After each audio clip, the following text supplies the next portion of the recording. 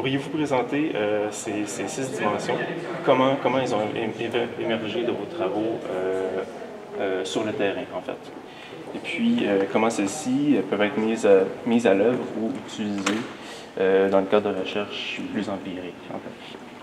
Et pour moi, les 6 idées sur la scène, oui, sont émergées, pas d'une façon systématique où je me suis dit c'est quoi les 6 aspects d'une scène, mais chacun est émergé d'une partie de mes travaux sur la musique. Alors, par exemple, ce qui est sur la modulation, la régulation du temps, ça m'a beaucoup intéressé depuis longtemps, depuis que je travaille sur l'industrie du disque, sur les genres musicaux, alors que celui sur les mondes éthiques m'était en quelque sorte en réponse à ce que disent certains gens sur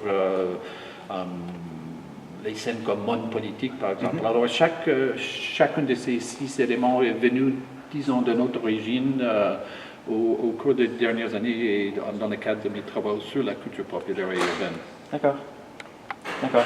Et puis, c'est ça, en fait, au niveau empirique, ça vous a été posé comme question. Comment vous réfléchissez ça? Je sais que vous avez pensé à chercher sur Google Search. Est-ce que vous avez d'autres méthodes privilégiées ou méthodes de terrain, par exemple? Je dirais que du point de vue méthodologique, je suis un peu faible ou éclectique. Ça veut dire que je me mets dans un monde, dans une scène.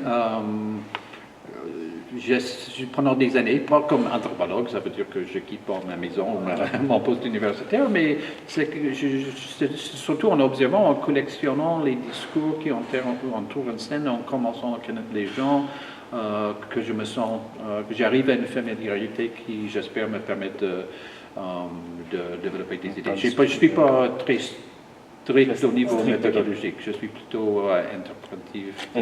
Intuitif, oui. Voilà. Bon, parfait. Ben, je sais pas. Ouais, je pense que ça répond. OK. Ouais, merci. Merci.